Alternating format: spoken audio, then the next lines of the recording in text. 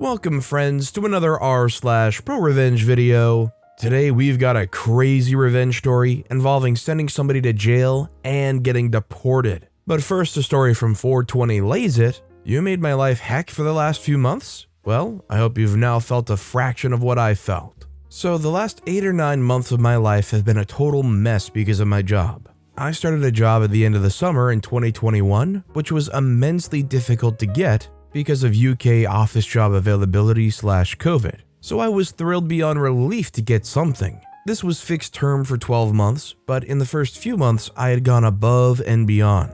I started with one set role, and because of how impressed my workplace was with my graphic design, I got placed doing poster designs, organizing activities and events, etc. on my own. I absolutely adored it. My manager and I worked so well together, and my chronic pain disability improved as I was relatively stress-free on the job front. This soured quite soon. Because of willingness to take on responsibility, I ended up with a crapload of jobs. And when inevitably I couldn't fulfill expectation, I was berated.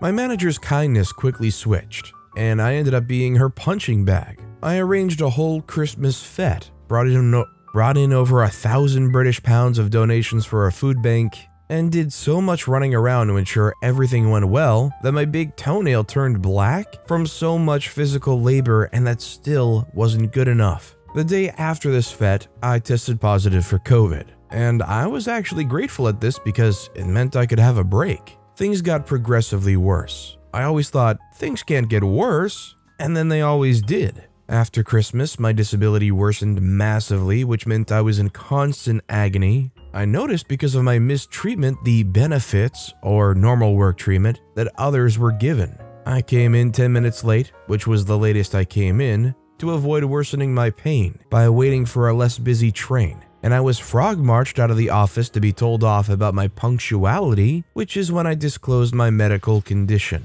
Skipping a few months to avoid rabbiting on, I eventually have a meeting with occupational health. After being told a meeting would be set up for me after my disability disclosure, I get my probation extended for not setting up this meeting myself. During the meeting, I brought a letter from my doctors explaining my debilitating pain, its impact, disclosure of other conditions. My main issue was the need to work from 10 to 6, so I could avoid traveling during rush hour, and given that my manager had told others in my team in the same position that they could start 10 and finish at 5, not even making up their contracted hours, I thought this was something that could be done. Occupational health were confused that was all I was asking, and gave a lot more recommendations than the meeting reason of ways that could accommodate my disability. Anyway, despite my probation extension because of not organizing this meeting on time, my manager and her assistant forget about my meeting and don't respond to occupational health with their report and suggested plan of action.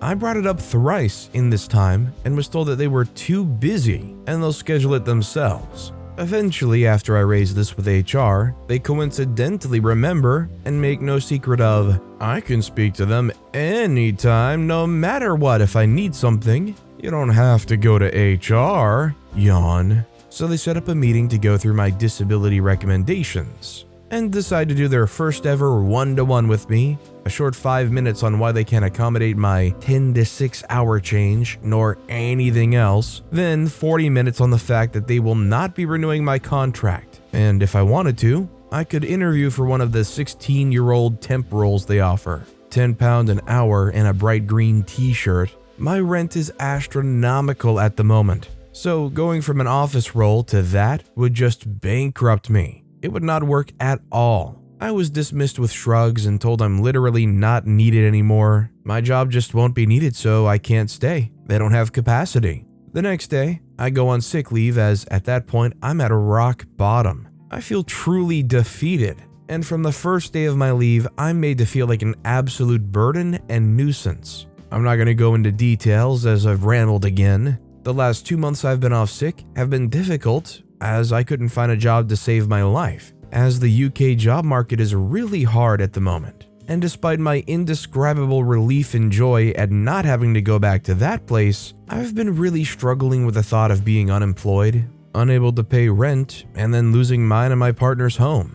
I've also not been able to afford to actually go out much, and the lack of social contact has been hard, even though I'm a big introvert. I give it everything I've got to find myself a job, and lo and behold, this week I find exactly that. A totally work-from-home job, a huge pay raise, and even for my first interview, I got on incredibly well with the people who I would work with. I could not have wished for a better outcome. Today, I got my first contact from someone at my current workplace who actually seemed like they gave a freak. Because they hadn't heard from me for months, HR called to check up on me, as one of the CEOs had been in touch, concerned about where I'd been. I had spoken to the CEO a few times after delivering poster campaigns for them, but not much at all. The HR guy said that the CEO had wanted him to ask me how much I knew about my contract ending next week, as clearly there's no communication in heck, and whether I would consider extending my contract, as there's been no advertising, promo, events, posters, etc.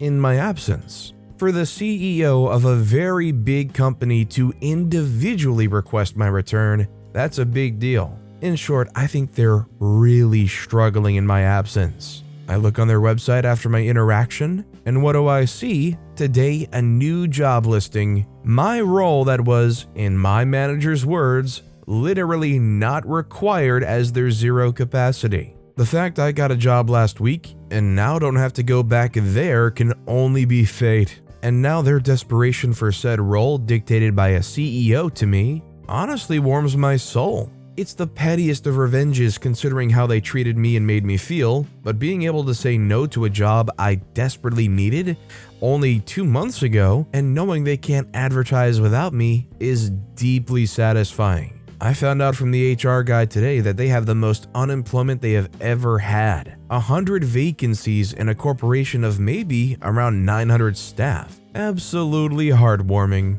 This is kind of like breaking up with that ex who never treated you very well. That ex says something along the lines of, "Fine, leave, I don't need you, I don't care that you're gone." You find somebody else that's absolutely amazing, and you find out that that ex is torn to bits over losing you. It might be petty to celebrate, but is it fair to get a lot of joy out of watching this company struggle without you? Do you guys think it's justified or something you should enjoy? Or do you think that honestly you should just try to move on regardless? Let me know what you guys think down in the comments. Our next story is from I Am the Fly, Revenge on Group of Cyclists. I live in a village in the middle of nowhere in the UK where a lot of cyclists ride on the road, often in large groups. No issue with that. The issue comes when these large groups go in long lines on the twisty, narrow roads, making it very dangerous to overtake due to blind corners and the distance you have to cover to actually overtake the group safely. Last night, a group of 20 or so cyclists were all going along in a long line,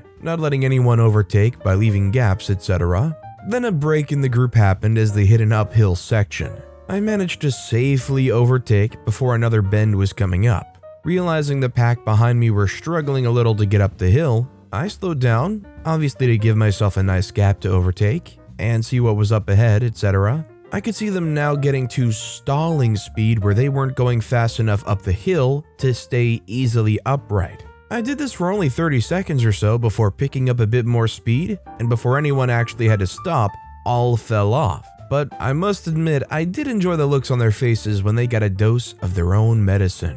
As a filthy American who lives in an area that isn't very kind to economical or mass transit, I've realized that I've never really thought too much about the potential traffic and unwritten rules of the road that come between bicyclists.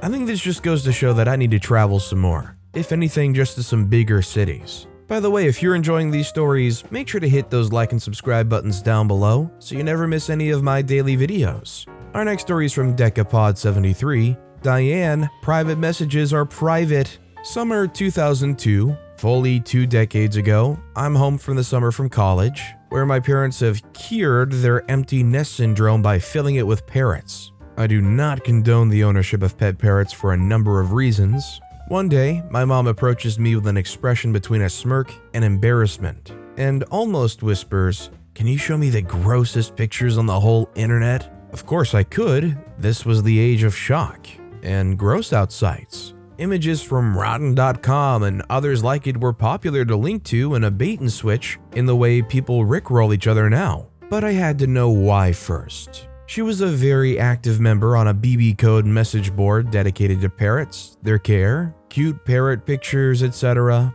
Another middle-aged woman, Diane, was the creator/admin/sole moderator. She often abused this power. If someone recommended an avian vet that Diane didn't like, or a different training system than the one Diane swore by, or the wrong brand of food, there was no rebuttal. The offending post or comment was deleted, and the poster suspended for a couple of days if they asked why, or reposted. Of course, the members took the discussions elsewhere, either ICQ/IM chat, users' profiles could include their handles, or private messages. Diane first stripped user profiles of outside contact info, then made public posts admonishing users for things she only could have known by reading PMs. She even outed a member as going through a messy divorce based on what she read in PMs, but adamantly denied that she'd spied on anyone when confronted. Oh, they posted that but removed the comment. They said that in an ICQ chat that I'm in. If Diane wasn't spying on PMs, she'd have no reason to be offended if my mom and other power users started PMing each other gross pictures. My mom called/messaged the people whose personal contact info she had, warned them what was coming, and got permission. Mom looked at the options I offered, goatsy, lemon party, blue waffle, etc. with much squirming and, oh my god, why? She settled on tubgirl.jpg. A photo of a Japanese woman in an empty bathtub, lying back on her shoulders, holding onto her feet with her rear end in the air, featuring a fountain of orange semi-liquid up in an arc splashing down onto their face.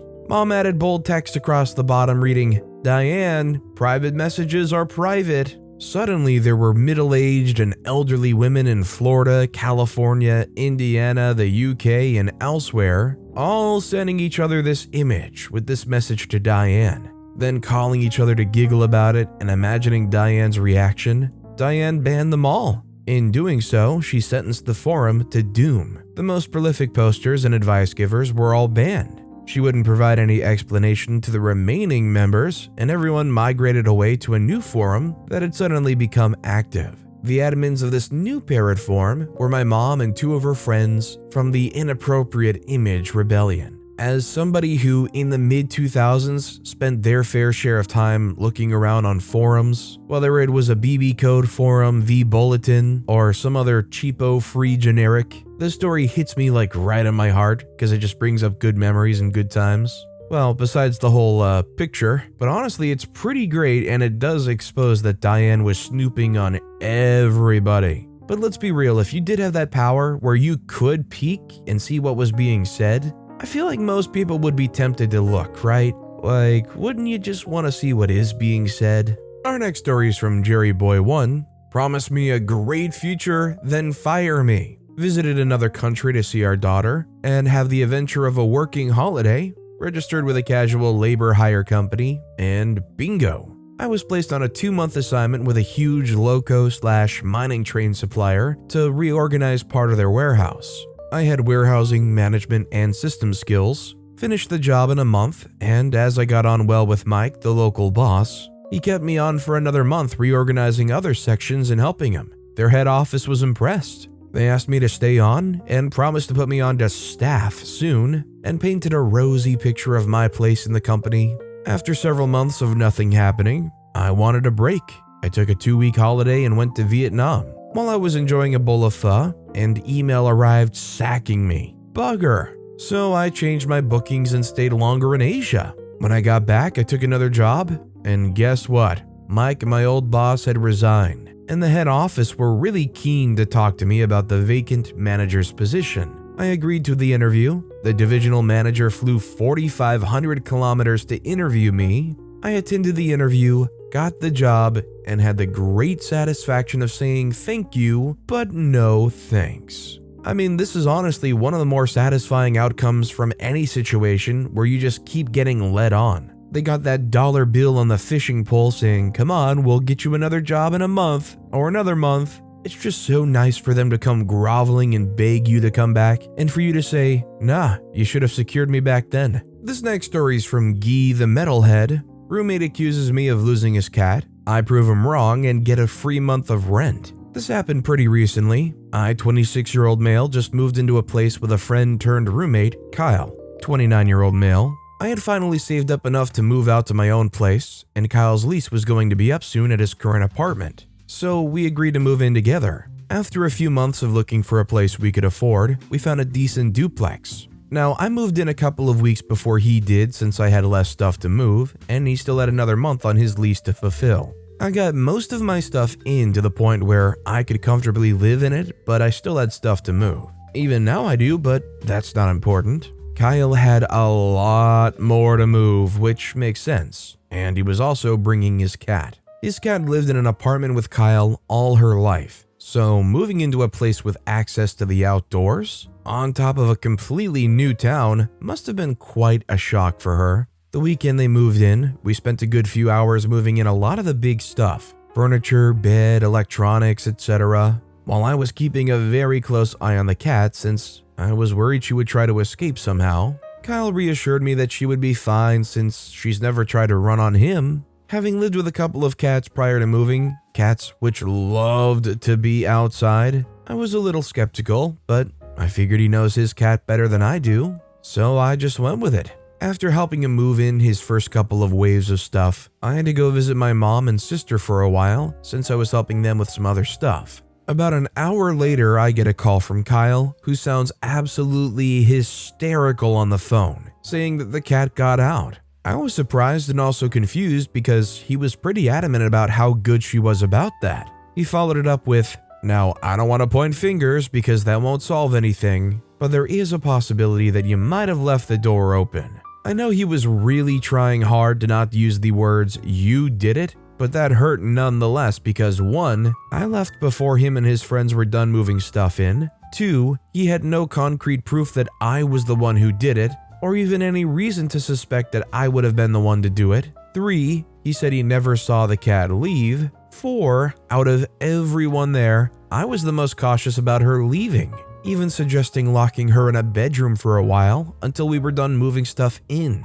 So after hearing him understandably wail on the phone for 10 minutes, he asked me to print some flyers for the lost cat. I didn't have any way of doing it at the moment, so I was going to wait until I got back home. The whole time I tried calling him to tell him to leave her litter box outside, leave some food outside, etc. When I got home, I see at least 8 different pieces of plastic covered with wet cat food in front of the house, plus her litter box on the steps, and still no sign of her. I know that the cat needed some time to adjust to a new neighborhood and environment, but I thought that was a little odd. A minute later, I was bringing in some stuff I got from my mom's place to the basement. For some reason, I remember that my cats used to love to hide in the strangest places in the basement, and I would always spend a good hour or so looking for them, so I decided to look around the basement quick. A minute later, I find the cat curled up underneath the basement steps, looking stressed and disgruntled. I called up Kyle a minute later so that I could tell him the good news. When I called him, he was still sounding like an absolute train wreck, and apparently, he went so far as to tell everyone within a 4-house vicinity to keep an eye out for his cat, including some random people at a park. Kyle means well, but he's one of those guys you expect to see a story about on r/stories about Kevin someday. And then he said, I had to spread the word somehow after somebody let my cat out. Staring the cat right in the face, I asked, "Are you sure you checked everywhere, Kyle?" They say, "Yeah, I'll literally bet you a month's worth of rent that she's not in the house." I say, "You're that confident, huh?" They say, "Yeah." Petty revenge activated. Now, this was kind of mean since I was terrorizing a distraught pet owner, but he pissed me off when he accused me of losing his cat with no proof whatsoever. So I decided to follow it up with, "You're on." Then a few seconds later, I found her. How would you like to pay for that? They say, "What?" I say, "Cat's name was under the basement steps, dumb crap. She was never lost." Man, the reaction he had when I told him that was a mix of relief, happiness, and then irritation when he just realized that he got hustled a month's worth of rent.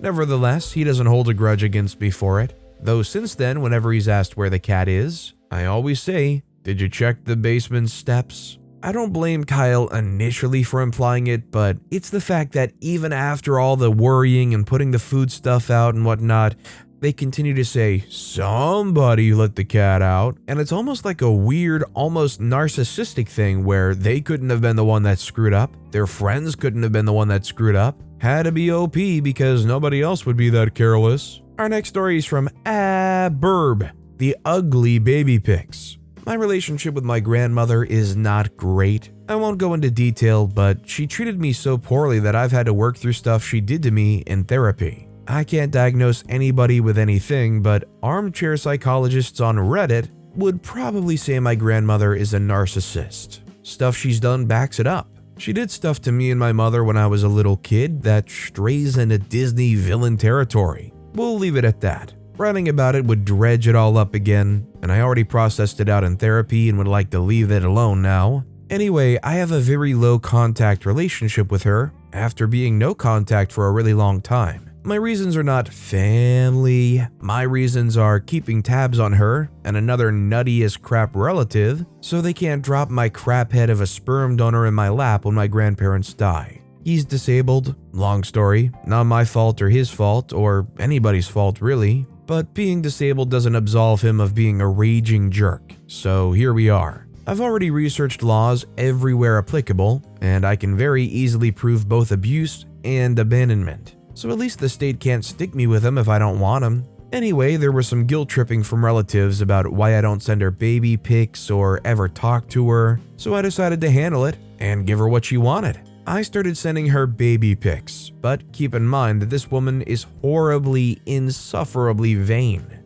I know she wants the baby pics to show off to people. She's had another great grandchild she could show off, but more babies to show off is better in her mind, I'm sure. So I started sending her the ugliest photos of my toddler that I could. Keep in mind, I don't think they're ugly, I think they're hilarious and precious. I adore them. My daughter seems to have a sense of when the camera's on her and always pulls some kind of awful face. We get a few where she looks absolutely angelic and Instagram perfect, but grandma never gets those, just the ones where she looks like a demented gremlin. So here's the thing, I know grandma's not going to ask me for different pics because then she would have to admit that she thinks they're ugly. If she admits they're ugly, it's like saying that someone descended from her is somehow ugly and we can't have that. So I keep sending pics and get absolute radio silence. No asking for pics, also no comments at all on the pics, nothing. Exactly what I want.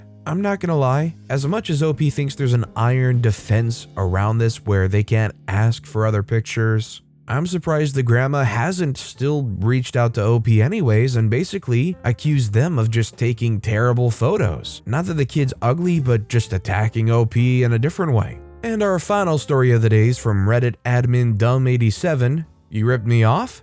Now you go to jail and get deported. This happened years ago in Korea. I knew a guy named James. We'll make up his name. James was from the UK. James came to Korea, got a job as an English teacher, got fired for hooking up with a student. Luckily, the student was above age, so no jail time for James. James decided that he was tired of teaching English and James would just work at his friend's bar under the table. I just so happened to go to that bar from time to time. I had heard James had gotten fired from his job. I had inquired if James had gotten another job or was married. He wasn't, so I assumed he was now staying in Korea illegally. I, however, felt it was best I just stay out of James's business and let James be James. I'm not him. His life is not mine to lead. One time, James asks me if I like to smoke weed. I tell him back home I did. He tells me he sells weed on the side and if I want, I can buy from him. I decline as weed is super illegal and I don't want to go down that path. Again, I'm not James. His life is not mine to lead.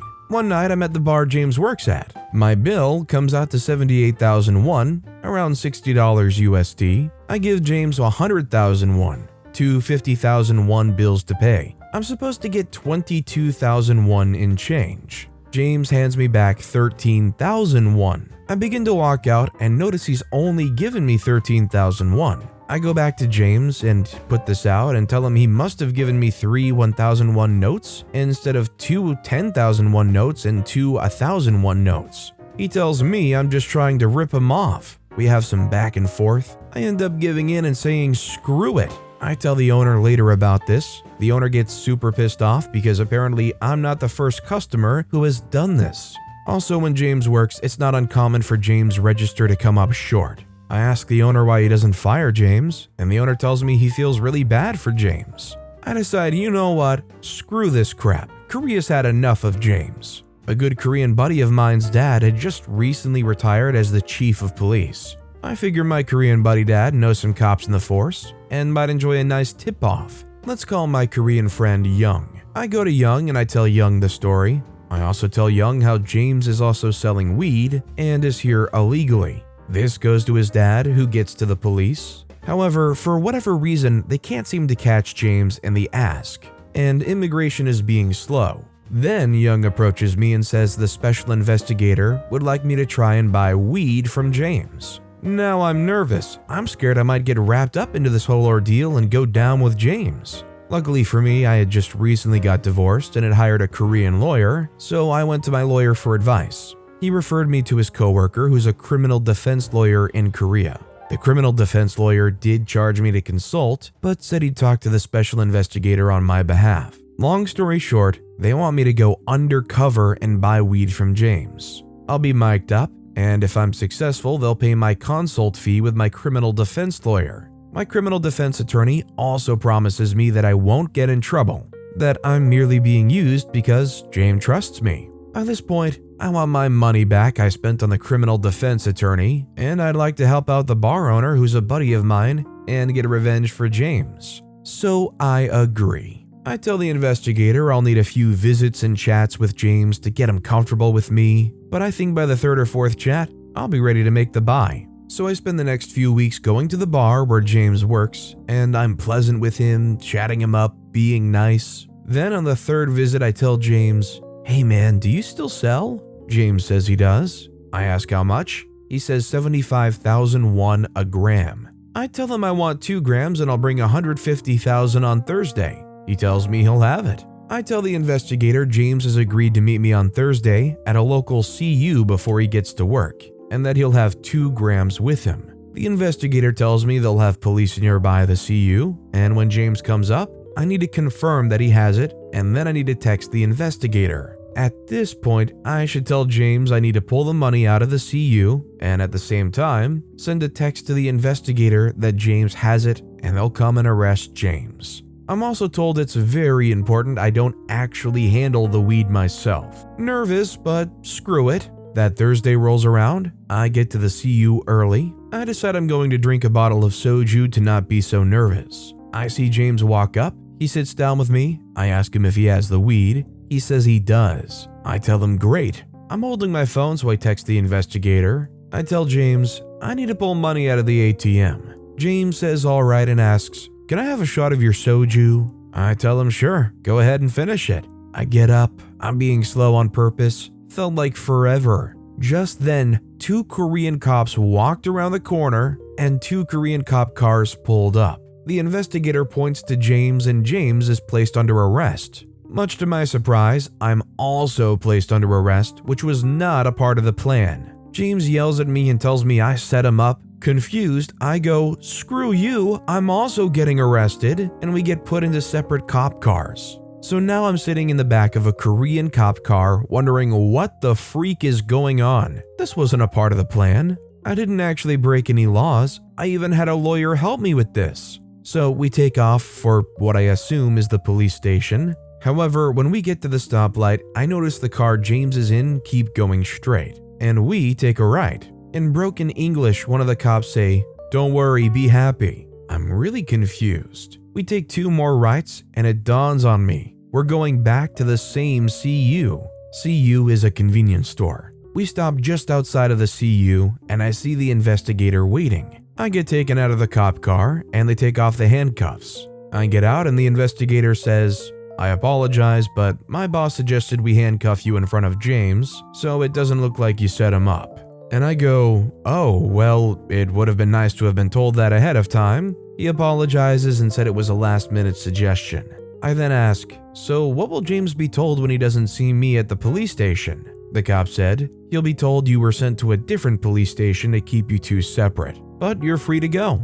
For your information, Korean cops were fairly gentle on me. I was in shock being handcuffed though. As for James, I suspect James made a deal with the cops on his supplier, I'm assuming, because James only ended up spending a few months in Korean jail before being deported back to his home country. And that's how I got back at the guy who ripped me off over 9,000 won, or about $7. After everything, at the very end, OP says, "Yeah, I did all that over $7. I'm sitting there like, wait, OP went out of their way to take time off, consult a defense attorney, show up to the CU, go along with this drug bust over $7? I mean, it's definitely a pro-revenge, but OP was fighting for a lot less than I would have settled on. But with that being said, that's all the time we have for today. Now, if you want to hear another revenge story that was way crazier than any of the ones in this video, click on that left video. Or, if you missed my latest video, check out the one on the right. That said, I'll see you all next time with some more stories.